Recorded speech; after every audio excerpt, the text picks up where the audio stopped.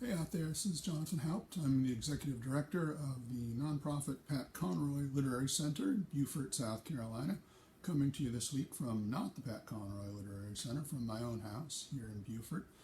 I've gotten to tell some stories about Pat and Pat's family quite a bit in these video segments. Pat always seemed to circle back around to the Conroys and his parents in particular in his writing. But there was another element that Pat returned to time and time again in his novels and his memoirs, and it's really sort of an essential piece of the Pat Conroy puzzle. So this week and next week, I want to talk a little more about Pat's experiences at Beaufort High School. Pat had a way of coming back to his high school experiences in so many pieces of his writing. We see this, of course, in Prince of Tides and Beach Music, in South of Broad, and in all of Pat's memoirs, all of his personal pieces as well. There's always a return back to trying to understand this kid he was at 16, 17, 18 years old when he comes to Beaufort, South Carolina, and enters the world of Beaufort High School. So this week I want to talk about one of Pat's mentors from Beaufort High, really fascinating figure, a writer named Anne Head, novelist. Pat refers to her in his cookbook, which I'll read from in a second here, as his first novelist. She was born in 1915, born and bred in Beaufort, born Anne Wales Christensen from a prominent, well-respected family in Beaufort. And by age 28, Anne was being published, short stories primarily, in all the major women's magazines of the time. She was published in Red Book and Cosmopolitan, Ladies' Home Journal. These were short stories and also something we don't see quite so often anymore, serialized novels as well. 4 of her novels were published as books as well as being serialized in magazines, and perhaps the best known of those novels is one called Mr. and Mrs. Bojo Jones, which was published in 1967, same year Pat Conroy graduated from Citadel. And that book, Mr. and Mrs. Bojo Jones, was also adapted into a TV film starring Desi Arnaz Jr. that was released in 1971. And it was taught in high school classrooms for the better part of 50 years. And it's often credited right alongside S.E. Hinton's book, The Outsiders, as helping create what was originally thought of as the adolescent novel. Now we think of more commonly as the young adult or YA novel. So this was a major book, Mr. and Mrs. Bojo Jones, and Anne Head was a major writer. But when Pat Conroy was a high school student at Beaufort High, Anne was recruited by another one of Pat's teachers, Jean Norris, Pat's junior year English teacher, recruited Anne to be the first creative writing teacher that Beaufort High ever had. 6 students with remarkable potential as writers were identified, who could be students in this class who would benefit from working with a real deal published writer. Pat was one of those 6 students, and Anne Head was recruited to teach them. Now, Pat writes rather beautifully about that in his cookbook. Anne Head makes some small appearances in other books by Pat Conroy, but he devotes a whole chapter to her in the cookbook, a chapter called My First Novelist. The cookbook came out in 2004, and I want to read for you 2 sections from Pat's description of Anne Head in this chapter, My First Novelist. So this is from the beginning of the chapter. At Beaufort High, I took one course that I had to keep secret from my father at all costs. Jean Norris had taught the only writer in Beaufort County, Anne Morris. I should point out that Anne Head was remarried to Dr. Morris at this point. Anne Morris into teaching a high school class in creative writing. Mrs. Morris wrote under the name Anne Head and admitted to me once that she would never be a distinguished writer. But I have a few things I want to say, she said. On first sight, Mrs. Morris projected a steely withholding and an icy reserve that would have been off-putting to me, except for the thrilling fact she was the first novelist I ever met in the flesh. She looked like a woman who would not tolerate a preposition at the end of a sentence or the anarchy of a dangling participle. Mr. Norris has told me nice things about you, Mr. Conroy, Mrs. Morris said. He thinks you might become a writer someday. How do you do it, ma'am? I asked. Simple. You write. You just write. Beginning, middle, end. That's it, she said. She has a couple of things we can draw from these passages. One, that Anne Head, unlike Jean Norris and Bill Dufford and Millen Ellis and Grace Dennis and every other member of this wonderful pantheon of teachers at Beaufort High, Anne Head is not a trained teacher. She's not all warm and fuzzy like so many of Pat's teachers were. but she has something to say. She has something to teach, and Conroy recognizes this pretty early on, too, to both of their credits. Two is that she's very straightforward in her advice to Pat. A lot of what appears in this chapter is Pat recalling conversations when Anne had with Mrs. Morris, and they're always sort of wonderfully straightforward. Well, Mrs. Morris realizes Pat's potential as a writer pretty early on, but something kind of gets in the way, as Pat mentioned in the opening line of that chapter. His father, Colonel Don Conroy, has a very different set of ambitions for young Pat. He wants Pat to grow up to be a fighter pilot, just like dear old Dad, and can think of nothing more useless for his future fighter pilot son than this creative writing course. So the Colonel Don Conroy effectively tells Pat not to take the course, in fact insists that he drop out of it. But Anne Head is so impressed with Pat's potential as a writer that she concocts this plan whereby she will drop Pat from the official roster of the class, and he can continue to take it in defiance of his father. And she tells him, after meeting Don Conroy, here we are, "One day, Pat, not now, but someday down the road, when you have some distance from all this, you need to write about that guy." So in Pat's memory, Anne Head effectively predicts that Pat will one day write The Great Santini and every other book in which Don Conroy appears by name or in implication. Really wonderfully insightful teacher in this way, too. Remarkable influence for Pat. And she teaches this class in a pretty incredible way as well. She's not just teaching these students the craft of writing, but also the profession of authorship. She is sharing with them letters and correspondence with her editor and her publisher in New York and her publicist. She's showing them the insider view of publishing. And at this point in her career, Anne Head is being published by Doubleday, a major publisher that will one day publish Pat Conroy. So at 17 years old, Pat is already getting an insider's view into what publishing is going to look like for him later on in his life, thanks to Anne Head. Well, Pat and Anne become pen pals of sorts when Pat goes off to the Citadel, and when he comes back, he expects to sort of rekindle this friendship with Anne, and she's going to be this wonderful mentor in his life from that point forward. But that doesn't happen. Unfortunately, something rather tragic happens, and Pat writes about that in this chapter, My First Novelist, as well. So this is from the end of that chapter, again, out of the Pat Conroy Cookbook. In 1968, the first year I was teaching at Beaufort High, Jean Norris called me home to tell me that Anne Head Morris had died of a massive stroke in her home. Dumbstruck, I attended her funeral. I was 22. It was long before I would publish a single word or reward her for the generous faith she had shown in me as a young writer. At the time of her death, Mrs. M was the only writer I actually knew by sight, and her untimely and unforeseen death robbed me of a mentor I thought would help me navigate the fearful world of American publishing. Though I was not her type, she worked to make me her type and succeeded. I was lucky that she found me as a boy, and whenever I publish a new book, I take a rose to her headstone at St. Helena Cemetery in Beaufort, place it before her without a word, respecting her detachment as part of the bond between us. Beautiful, beautiful ritual that Pat developed of taking a rose for every one of his new books and leaving it in Anne's gravestone, which is actually not very far from our Pat Conroy Literary Center in downtown Beaufort.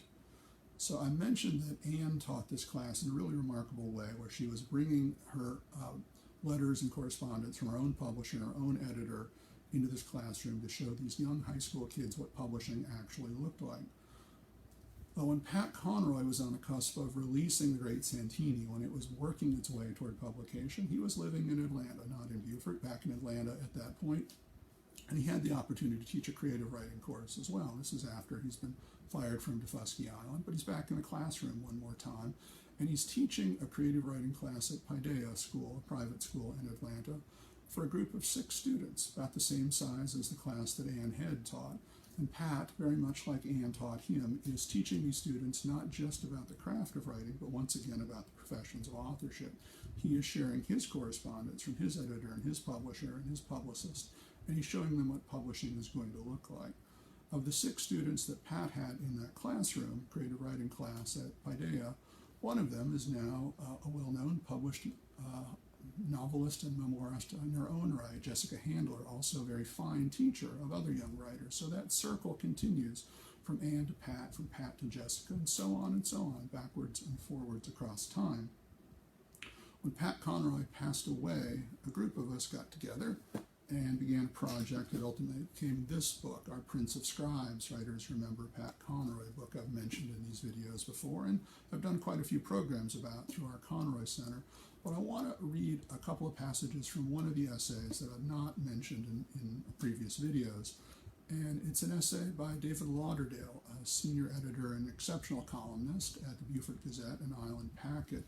David wrote a number of really beautiful pieces when Pat Conroy passed away, and when Nicole Seitz, co-editor of our Prince of Scribes, and I invited David to participate in this book, we thought he would want to borrow from maybe one of those columns, but he went back a little earlier and borrowed from a column that he wrote while Pat Conroy was still around, a column about Ann Head.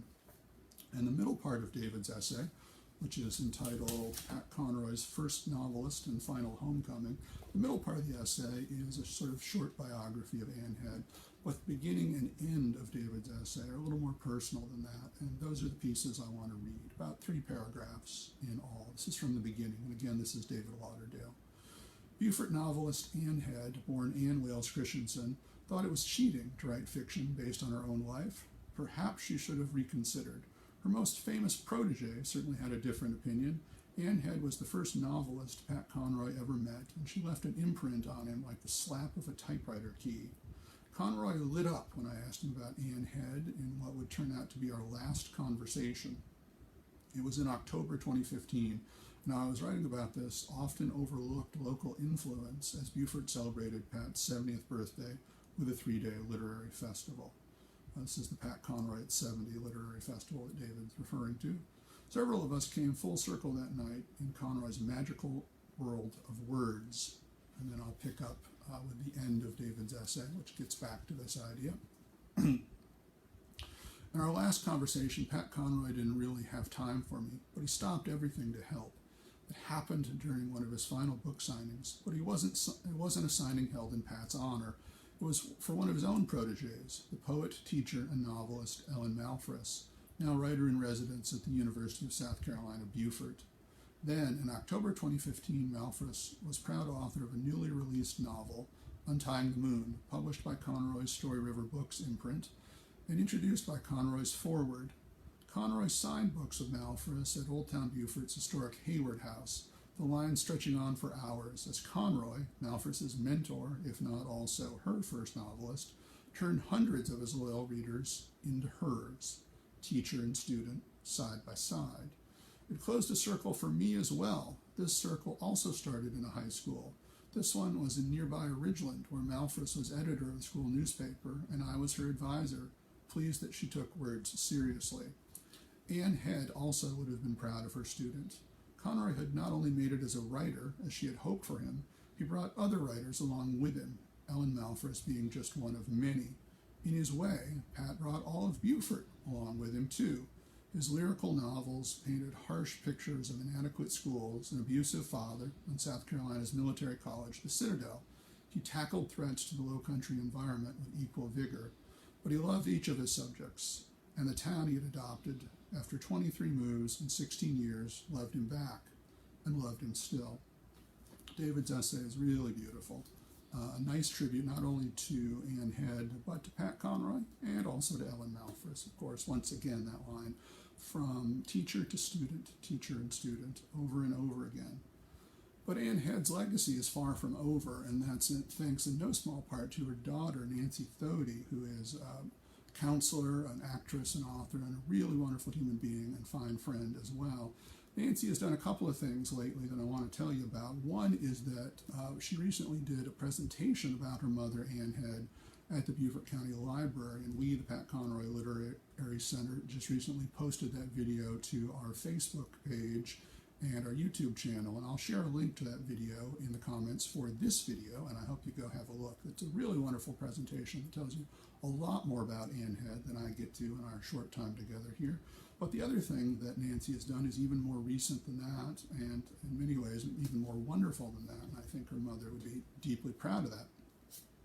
Nancy and several other members of Ann Head's family created the Ann Head Literary Prize for short story fiction at Beaufort High School, at that school where Ann once taught Pat Conroy. as an opportunity to help find and celebrate and treasure the Pat Conroys of the current generation, those kids at Beaufort High right now who have remarkable potential as authors. This was put together in partnership with our Conroy Center and also the really wonderful folks at Beaufort High School, Wendy Lacombe and Paula Corbett in particular. I want to thank both of those teachers for being tremendously helpful and supportive in this whole project. More than 40 students at Beaufort High submitted for this first Ann Head Literary Prize, many more than we were expecting, and a panel of judges, members of Ann Head's family, including Nancy, were given the task of identifying a winner from that group of 40 students, 40 plus students. It was not an easy task because the writing was phenomenal, and in the end the judges decided to recognize not only a winner but also 2 finalists because there were so many students who presented really remarkable stories and deserve to be recognized for that. So I'm very happy to announce the winner and those finalists, part of this video. The winner of the inaugural Ann Head Literary Prize for short story fiction at Beaufort High School is senior Claire Bowden for a story entitled Something is Here, and Claire will also be receiving a $500 cash prize as part of the contest as well. There were 2 finalists, both sophomores, coincidentally. One is Emmett O'Brien for his story, A Fair and Impartial Jury, and the other is Holland Perryman for her story, Coffee for $1. Conroy Center will be putting announcements about that award on our own social media and our newsletter, and also publishing announcements and excerpts from those stories in Low Country Weekly, which will give you all a chance to see the really wonderful writing that these 3 students have done. And I was going to stop right there, honestly, but I found another book this morning and some material that Pat Conroy wrote, and I want to share that with you as well in closing, because it seems appropriate today, given the outcome of the Ann Head Literary Prize and all I've been talking about for these past few minutes.